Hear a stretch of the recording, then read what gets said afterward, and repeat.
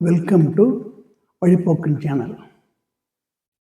ஒருத்தர் ஒரு கல்யாணத்துக்கு வெளியூர் போயிருந்தார். கல்யாணம்லாம் முடிஞ்சு மத்தியானம் வந்து சாப்பிட்டுட்டு ரெஸ்ட் எடுத்துக்கிட்டு ஈவினிங் ஒரு கிளம்புறப்ப அவங்க தெரிஞ்ச பையன் ஒருத்தர் அங்கே இருக்கான் மண்டபத்தில். என்னப்பா நீ எங்கே இருக்க, இப்போ கல்யாணத்துக்கு வந்திருக்கியா ஃப்ரெண்டா கேட்டால், இல்லை சார் நான் வந்து ஒரு சும்மா வந்திருக்கேன், இந்த ஊரில் தான் இருக்கேன் அப்படின்னு. ஆமாம் அப்படிங்கிறாரு. என்ன பண்ணுறேன் அப்படின்னா, ஒன்றும் பண்ணலை சார், சும்மா அப்படி இப்படி இருக்கேன் அப்படின்னா. என்னப்பா அது அப்படி இப்படின்னு சொல்கிறேன், என்ன விஷயம், இங்கே என்ன வேலை உனக்கு அப்படின்னோடனே பையன் சொல்கிறான், சார் இந்த கேட்டரிங் வர வேலையை முடித்த அப்புறம் போகிறப்ப இந்த எண்ணெயெல்லாம் இருக்குது பார்த்தீங்களா, அதெல்லாம் கொடுப்பாங்க, அதெல்லாம் வாங்கி கொண்டு போய் கடை கொடுக்குறேன் அப்படின்னு. எண்ணெய் வந்து மிஞ்சி போன எண்ணெயா? ஆமாம் சார். அது எங்கே தர அப்படின்னா, சார் இந்த கடை வீதியில் வந்து பஜ்ஜி போடுறாங்க பார்த்தீங்களா சார், அங்கே.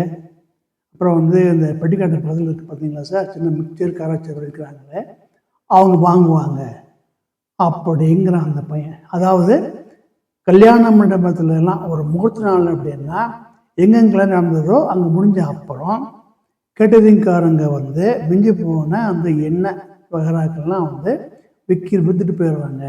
அதை வாங்கி தான் வந்து இந்த பஜ்ஜி போடுறாங்க கடை வீதியில் அப்படின்னு சொல்கிறான் அந்த பையன். ஓ அப்படியா அப்படின்னு நினச்சிட்டு எனக்கு தெரியாமல் போச்சு அது. சரி ஓகே, அதுவும் ஒரு வேலை தான்.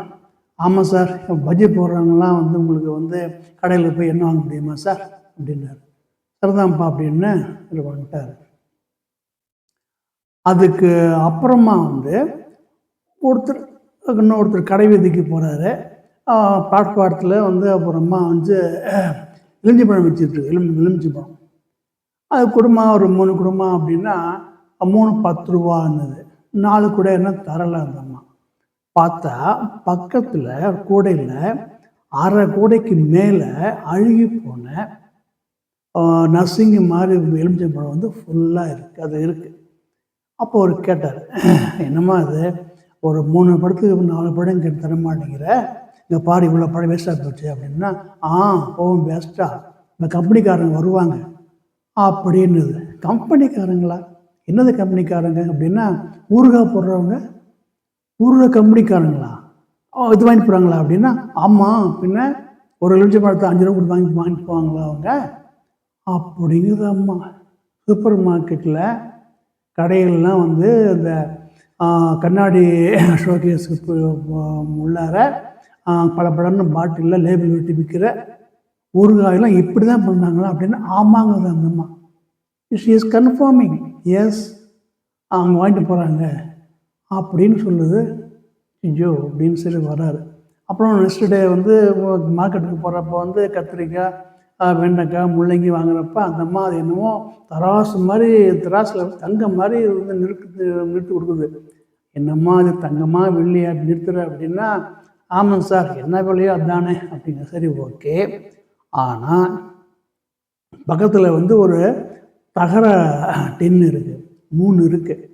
அந்த 3 டின்லையும் வந்து முள்ளங்கி, கத்திரிக்காய், வெண்டைக்காய், முட்டைக்கோசு எல்லாம் கிடக்கு. என்னம்மா இப்படி நீ வந்து கராராக நீ வந்து அளந்து கொடுக்குற, பாரு எவ்வளோ வேஸ்ட்டாக இருக்குது உனக்கு அப்படின்னா. அந்த அம்மாவும் சொன்னது, வேஸ்ட்டாக போகுமா, இப்போ பாய் வருவார் அப்படின்னுது. பாய் என்ன யார் அப்படின்னா, அது மாதிரி குதிரை வண்டிக்காரர் வருவார். குதிரை வண்டிக்கு எதுக்கு, குதிரைக்கு போடுறது. ஓஹோ பழசெல்லாம் ஓகே பரவாயில்ல, வேஸ்ட் ஆகணும் போகுது அப்படின்னா. அவர் வரல அப்படின்னா ஹோட்டல்காரங்க வருவாங்க அப்படிங்கிறது. ஹோட்டல்காரங்களா? ஆமாம், பின்ன ஹோட்டல்காரங்களாம் அதே எடுத்துகிட்டு போகிறாங்க, அவங்க வந்து கிலோ 40 ரூபா கொடுத்து வாங்குவாங்க கத்திரிக்காயெல்லாம் அவங்க அப்படின்னு. ஐயோ, ஹோட்டலில் போய் சாப்பிட்றதெல்லாம் வந்து இந்த மாதிரி பிஞ்சு போனேன், அழுகி போன நசுக்கி போனேன் காயை போடுறாங்க அப்படின்னா. ஆமாம் அப்படிங்குது. என்ன பண்ணுறது, ஒன்றும் பண்ண முடியாது. சரி, ஒருத்தர் வந்து ஊருக்கு போகிறதுக்காக வேண்டி பஸ் ஸ்டாண்டில் நிற்கிறார். அப்போ அவரோட பக்கத்தில் யாரோ ஒருத்தர், அவருக்கு வந்து ஃபோன் வருது. அது ஃபோன் எடுத்து பேசுகிறாரு. என்ன அப்படின்னா, ஆமாங்க சார், நேற்று நான் வர முடியல, நம்ம மாடு வந்து ரயிலில் அடிபட்டுடுச்சு. சரி அப்படின்னு அப்படியே தோல் அப்படி உரித்து கறியெல்லாம் வந்து கடை கொடுத்தேன் அப்படிங்கிறாரு. கறியை வந்து கடை கொடுத்தாரு. ஆமாம் சார், புஷ் வண்டியில் வந்து மாட்டிடுச்சு, நம்ம அதை அடிபட்டுடுச்சு நம்ம மாடு, அதனால் வர முடியல அப்படி சொல்கிறாரு அவர். அப்பன்னா அந்த டவுனில் நேற்று எல்லா கடையிலும் வந்து போட்ட பிரியாணி வந்து மாட்டு பிரியாணி, அதுவும் புஷ் ட்ரெயினில் அடிபட்ட மாட்டு பிரியாணி. அதுக்கு தெரிஞ்சது இஸ் கன்ஃபார்மிங். தோலை உரிச்சிட்டு நான் வந்து கறியெல்லாம் ஹோட்டலுக்கு கூப்பிட்டு சொல்கிறாரு, ஒப்பனா ஒத்துக்கிறாரு. அதுவும் பஸ் ஸ்டாண்டில் சொல்கிறாரு. யாரும் கேட்குறாங்க நிறைய பேர், என்ன பண்ண முடியும் அதுக்கு? ஹோட்டலில் நேற்று நைட்டு மத்தியானம்லாம் வந்து பிரியாணி சாப்பிட்றவங்களாம் வந்து சாப்பிட்ருக்காங்க. அதுதான் வந்து நடக்குது. It happens. ஓகே, யாருக்கு தெரியுது அப்படின்னு சொல்கிறீங்களா? பரவாயில்ல, இதுதான் பண்ணுறாங்க.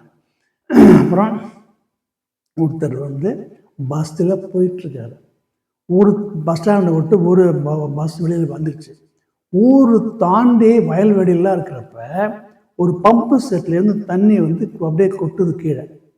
அப்போ பக்கத்தில் வந்து ஒரு வேன், அந்த வேனில் வந்து ஃபுல்லாக வந்து வாட்டர் கேன் இன்னும் அடுக்கி வச்சுருக்காங்க. இந்த பையன் அந்த பம்ப் மோட்டார் வரலேருந்து வர அந்த தண்ணியை அந்த கேனில் பிடிச்சி அந்த மூடியை போட்டு அடைச்சி வேனில் ஏற்றுறான். அப்போ சொல்லார் ஒருத்தர் பார்த்துட்டு, இந்த பாருங்கள் சார், இந்த சிட்டின்னு அந்த டவுன்லாம் வந்து மினரல் வாட்டர்னு வாங்குறோம் பார்த்தீங்களா, அதெல்லாம் இதுதான் அப்படிங்கிறாரு. மினரல் வாட்டருங்கிற பேரில் 40 ரூபா 50 ரூபா வந்து ஒரு கேனு, அது வந்து ஊருக்கு வெளியில் இருக்கிற வந்து கிணத்து தண்ணி. யாருக்கு தெரியுது? குடிச்சிட்டு யாருக்கு தொண்டை கட்டிக்கிச்சோ, யாருக்கு ஜுரம் வந்ததோ நமக்கு தெரியல. ஆனால் ஓப்பனாக பண்ணுறாங்க. யார் கேட்குறது? சரி, ஓகே. ஒருத்தர் என்ன பண்ணார், வெளியில் வந்து ஒரு கிராமத்துக்கு போனார் ஒரு தடவை.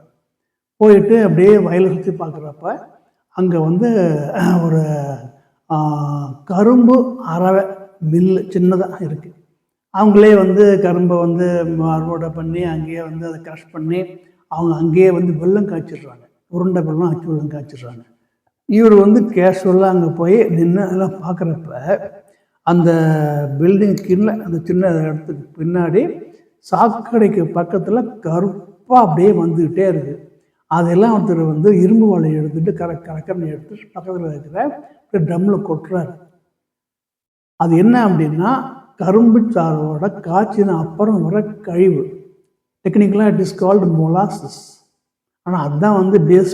சாக்லேட்டு அதெல்லாம் மிட்டாய்க்கு எல்லாத்துக்கும் அதுதான் வந்து பேஸு. ஆனால் அந்த சாக்கடை பக்கத்தில் அந்த மொலாசஸ் அப்படியே மண்ணோடு சேர்த்து வாரி அதை பார்த்தா அதில் தான் வந்து லோக்கலாக இருக்கிற ஒரு சில ஃபேக்டரி எல்லாம் வந்து கம்யூனிகேட் பண்ணுறாங்க. அந்த கம்யூனிகேட் பண்ணுறது, சின்ன மிட்டாய் பண்ணுறது அப்படிங்களா, அதெல்லாம் வந்து அதெல்லாம் பண்ணுறாங்க. ஆனால் நேரில் பார்க்குறப்ப என்ன கஷ்டமாக இருக்குது தெரியுமா? அது ஐயோ இப்படிலாம் எடுத்துகிட்டு போகிறாங்களே. ஓகே, அது க்ளீனிங் பண்ணுவாங்க, என்னமோ பண்ணாலும் அவங்க பண்ணிட்டோம். அது நேரில் பார்க்குறப்ப ரொம்பவுமே கஷ்டமாக இருக்குது. சரி, ஒரு ஹோட்டலில் தான் பண்ணுறாங்க, ஓப்பனாகவே தெரியுது. ஏன்னா ஒரு தடவை சாப்பிட்டுட்டு வெளியில் வெளியில் வர்றப்போ வந்து ஒரு சின்ன ஒரு வண்டியில் வந்து ஒரு குண்டு இருக்கிற வந்து ஒரு வாழைக்காய், நேற்று பெஞ்ச மழையில் காற்றுல கீழே விழுந்த வாழை மரத்துலேருந்து காய்க்காத காய், அதுக்கு பேர் கச்சல்னு பேர். அதை வந்து கொண்டு வந்து விற்கிறாரு ஒருத்தர். பக்கத்தில் வந்து ஒரு மூட்டை அரிசி. என்னடா அப்படின்னா ரேஷன் அரிசி. ரேஷன் அரிசி அதை வந்து காய்க்காத வாழைக்காய் ரெண்டுமே வந்து கொண்டு வந்து கொடுக்குறாங்க. அங்கே எடுத்துகிட்டு போட, அங்கேயே கொண்டு வர அப்படின்னு பேக்கில் வழி இருக்குது. ரேஷன் அரிசி தான் போடுறாரு அந்த கடையில். வாழைக்கச்சில் தான் வந்து கறி சமைச்சு போடுறாங்க, சாப்பிட்றோம். என்ன பண்ணுறது? ஹோட்டலில் இப்படிலாம் பண்ணுறாங்கன்னு நமக்கு தெரியும். தெரிஞ்சாலும் அது நேரில் பார்க்குறப்ப ஒரு மாதிரியாக தான் இருக்குது. அதனால் ஹோட்டலுக்கு போனோமா, சாப்பிட்டோமா, கையை கழுவுனோமா, பில்லை கொடுத்தோமான்னு வந்துடணும். ஒரு சில ஹோட்டல் மேலாம் ஜோக் கூட ஒன்று இருக்குது. சாப்பிட்றப்ப வந்து எங்கள் ஹோட்டலில் பலகாரங்கள் நெய்யினால் செய்யப்பட்டவை அல்ல அப்படி இதில் போட்டிருக்கும். திரும்பி பார்த்தீங்க அப்படின்னா எங்கள் ஹோட்டலில் பலகாரங்கள் எண்ணெய் எண்ணெய் மனசு பதிவு செய்யப்பட்டவை டால்டா செய்யப்பட்ட அல்லன்னு போட்டுருக்கோம். கை கழுவ போகிறப்ப எங்கள் ஹோட்டலில் பலகாரங்கள் சுத்தமான எண்ணெயாக செய்யப்பட்டவை அல்லன்னு ஒரு ஜோக்கு ஒன்று. என்ன பண்ண முடியும்? சுத்தமான எண்ணெயாக செய்யப்பட்டவை அல்ல. ஒரு படத்தில் வந்து விவேக் சார் பிளாட்ஃபார்ம் கடையில் வந்து பிரியாணி சாப்பிட்டுட்டு வெளியில் வந்து பார்த்தா மூச்சு விடுவார். கான்னு சவுண்டு வரும். தன்ட்ட கேட்பார், என்னப்பா அதை பிரியாணி சாப்பிட்டேன் இவன் காக்கான்னு சவுண்டு வருது அப்படின்னா, ஆமாம் நீ காக்கா பிரியாணி துண்ணா தான் சவுண்டு வரும் அப்படிம்பார் அவர். காக்கா பிரியாணியை ஆமாம் காக்காவை பிரியாணி பண்ணி போடுறாங்க, அதெல்லாம் உண்மையாக பார்க்க வேண்டியதாக இருக்குது. ட்ரெயினில் அதுவும் குட்ஸ் ட்ரெயினில் அடிப்பட்ட மாட்டுக்கறி தான் வந்து பிரியாணி திட்டுறாங்க பில்லு. அதனால் சொல்கிறது வந்து நதி மூலம் ரிஷி மூலம் பார்க்கக்கூடாது. அப்படி நதி மூலம் அப்படின்னா பெரிய நதி ஆரவாரமாக ஆரம்பித்து கொட்டுது. அது எங்கே ஆரம்பிக்குது அப்படின்னு குரூடு இடம் காமிப்பாங்க. அது மாதிரி ரிஷி அப்படின்னா இப்போ வந்து அவர் பெரிய ஞானி, பெரிய ரிஷி. ஆனால் அவரோட வாழ்க்கை உள்ள பார்த்தோம்னா அவ்வளவா வந்து சிறப்பாக இருக்காது. ரிஷி மூலம் நதி மூலம் பார்க்கக்கூடாது. அந்த மாதிரி ஹோட்டல் மூலமும் பார்க்காதீங்க. சாப்பிடுங்க, பில்லை கை கழுவிட்டு வந்துடுங்க, பில்லை கொடுங்க. எப்படி பண்ணுறாங்கன்னு பார்க்க வேண்டாம். தெரிஞ்சது தான், தெரியாத ஒன்றுது கிடையாது. Sometime you have a chance to know what is exactly a reality. அப்படி தான் இருக்குது. சரிங்களா? அதை ஷேர் பண்ணுங்கள், சப்ஸ்கிரைப் பண்ணுங்கள். அடுத்த எபிசோட் சந்திப்போம். நன்றி, வணக்கம்.